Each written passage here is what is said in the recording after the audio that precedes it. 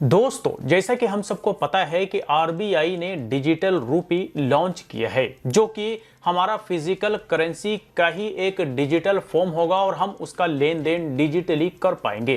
पर कई लोगों के जहन में यह सवाल है कि डिजिटल रूपी और यूपीआई में क्या फर्क है, और आज हम इसी के बारे में पॉइंट टू पॉइंट बात करेंगे। तो चलिए शुरू करते हैं। तो डिजिटल रूपी और यूपीआई में फर्क जानने से पहले यह जान लीजिए कि डिजिटल रूपी क्या है और यूपीआई क्या है। तो देखिए, डिजिटल रूपी एक डिजिटल फॉर्म में करेंसी है। जी हां, करेंसी है जिसका डिजिटली लेन देन किया जा सकेगा, एक वॉलेट से दूसरे वॉलेट में और दूसरे से तीसरे वॉलेट में, और इसकी ट्रेसिंग भी बड़े आसानी से किया जा सकेगा क्योंकि डिजिटल रूपी का संचालन डायरेक्टली आरबीआई के द्वारा से किया जा रहा है। दूसरी तरफ अगर हम यूपीआई के बारे में बात करें तो यूपीआई सिर्फ और सिर्फ पेमेंट का एक माध्यम है, पेमेंट का एक ऑप्शन है, जो कि एक तरह से कह लीजिए कि थर्ड पार्टी पेमेंट ऐप है, जो कि एक बैंक से दूसरे बैंक में पेमेंट भेजने के काम में आता है। तो ये तो आपने देख लिया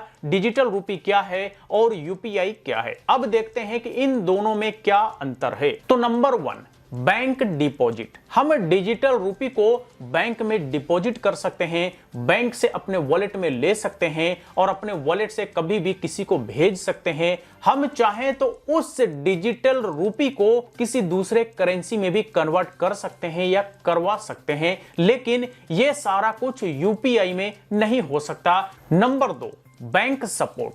आरबीआई ने डिजिटल रूपी के लिए सिर्फ और सिर्फ अब तक 8 बैंकों को ही चयन किया है, यानी कि सारे बैंकों का चयन नहीं किया है।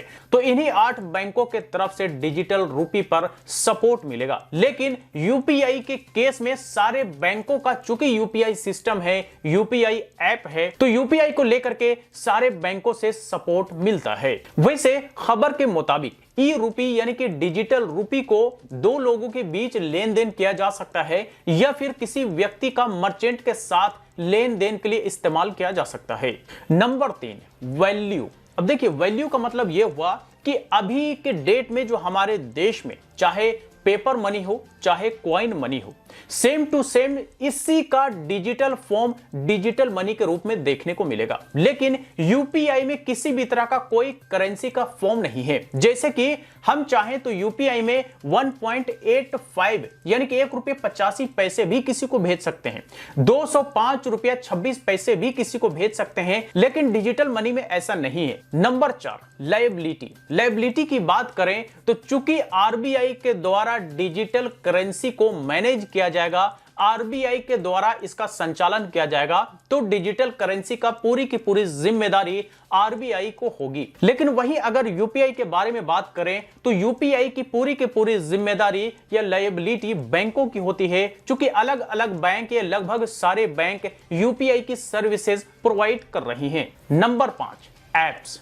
तो डिजिटल करेंसी यानी कि डिजिटल रूपी को लेन देन के लिए आरबीआई के निगरानी में एक ऐप भी डेवलप कराया जा रहा है, और उसी ऐप का इस्तेमाल करके किसी एक दूसरे व्यक्ति के साथ या मर्चेंट के साथ इजीली डिजिटल रूपी का लेन देन किया जा सकेगा। लेकिन वहीं अगर यूपीआई की बात करें तो अपने अपने बैंकों का, या यूं कहें कि थर्ड पार्टी कंपनीज का भी अपना यूपीआई ऐप है, और वो अपने लेवल पे अपने यूपीआई ऐप को मैनेज करती हैं। तो दोस्तों, ये आपने देखा differences between digital rupee and UPI में। अब बात करते हैं कुछ ऐसे कॉमन सवालों के बारे में जो हो सकता है आप लोगों के जहन में भी आ रहे होंगे, जैसे कि इजीली ट्रांजैक्शन किससे हो पाएगा, डिजिटल रूपी से या फिर यूपीआई से। तो इसका जवाब बड़ा सिंपल है कि इजीली ट्रांजैक्शन दोनों से हो पाएगा, क्योंकि वन टैप में या वन क्लिक में यूपीआई से भी लोग आज के डेट में पेमेंट कर रहे हैं, और यूपीआई भी बहुत ज्यादा डेवलप हो चुका है। यहां तक कि यूपीआई लाइट भी आ गया है, जिसमें जस्ट आप अमाउंट इंटर कीजिए और सेंड पर क्लिक कीजिए, पैसे इंस्टेंटली चले जाएंगे। दूसरा सवाल यह हो सकता है कि इजीली ट्रेसिंग किसके पेमेंट का हो सकता है। तो देखिए, इजीली ट्रेसिंग भी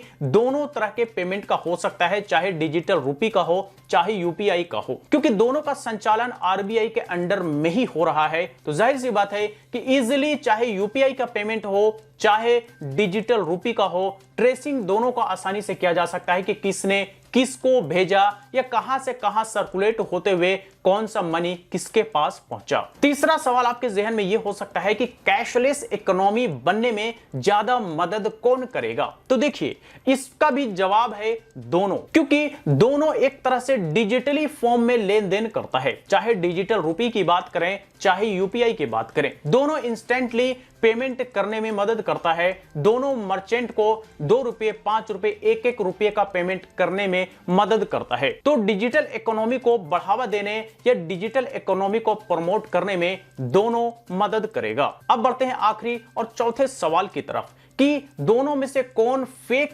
करेंसीज को सर्कुलेट होने से रोकेगा। तो इसका जवाब भी है दोनों, क्योंकि दोनों का लेन देन डिजिटल फॉर्म में हो रहा है, डिजिटली हो रहा है। तो जितना ज्यादा डिजिटली होगा उतना ज्यादा फेक करेंसी का सर्कुलेशन कम होगा। लेकिन एक सच यह भी है कि जब तक हमारे देश में फिजिकल करेंसी यानी कि पेपर मनी का सर्कुलेशन रहेगा, तब तक फेक करेंसी का भी प्रोडक्शन और सर्कुलेशन होता रहेगा। तो फेक करेंसी तभी रुक सकता है जब पूरी तरह से पेपर मनी हमारे देश में बंद हो जाएगा।